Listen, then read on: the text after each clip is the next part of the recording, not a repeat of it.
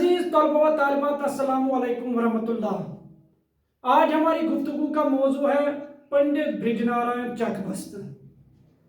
चकबस्त का असल नाम पंडित बृजनारायण और खानदानी लक़ब चकबस्त था। उन्होंने कोई तखल्लुस इख्तियार नहीं किया, जिसके बारे में आप खुद फरमाते हैं, जिक्र क्यों कर आए बज़्म शोरा में अपना, जिक्र क्यों कर आए बज़्म शोरा में अपना, मैं तखल्लुस का भी दुनिया में गुनाहगार नहीं। आप 1882 ईस्वी में फैज़ाबाद में पैदा हुए। 1882 ईस्वी में फैज़ाबाद में पैदा हुए। आपके वालिदैन ने उसको छोटी उम्र में लखनऊ लाया और फिर वो वहीं पर बस गए। आपके वालिद का नाम उदित नारायण था, जो खुद एक अच्छे शायर थे। चकबस्त ने इब्तिदाई तालीम और तरबियत लखनऊ में ही हासिल की।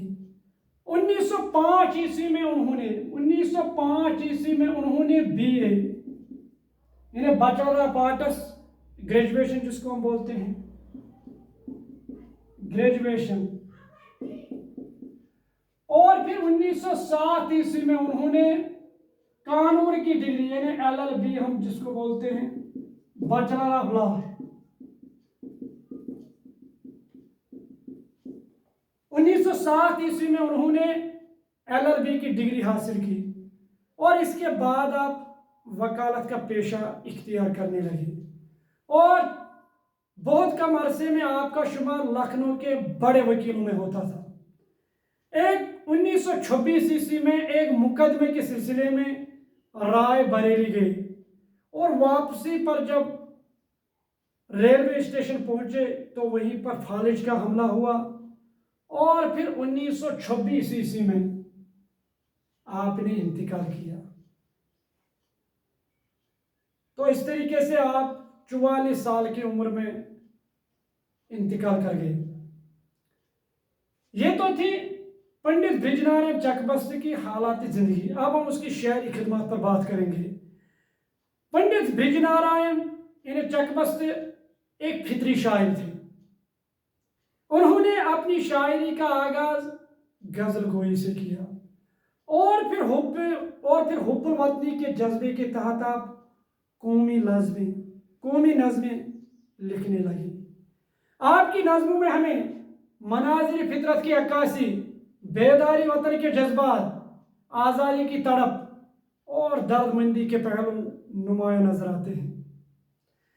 आपने अपनी नज़मों में सियासी और समाजी ख्यालात और वाक़ात को बयान किया है।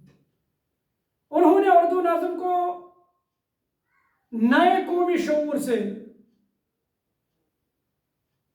वाकिफ कराया। आपने हिंदुस्तान के लोगों को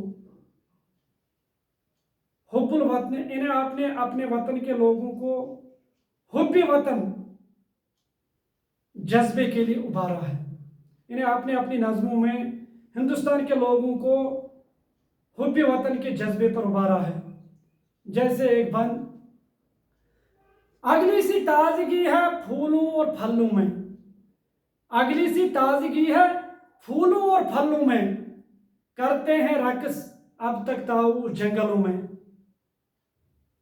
अब तक कड़क वही है, अब तक कड़क वही है बिजली के बादलों में, पस्ती सी आ गई है पर दिल के हौसलों में, गुलशम्मे उंजमन है, गुलशम्मे उंजमन है, गो उंजमन वही है, हुब्बे वतन नहीं है, हुब्बे वतन नहीं है, खाके वतन वही है। आपने नज़मों के अलावा अहबाब, दोस्तों और कौमी रहनुमाओं पर मरसिए भी लिखे हैं और उनके सीरत की खूब अक्कासी की है। आपका शायरी मजमुआ सुबह वतन के नाम से छप चुका है। तो ये तो थी हालात ज़िंदगी और शायरी खिदमत चकबस्त के बारे में। मुझे उम्मीद है कि आपको अच्छी तरीके से समझ आया हो।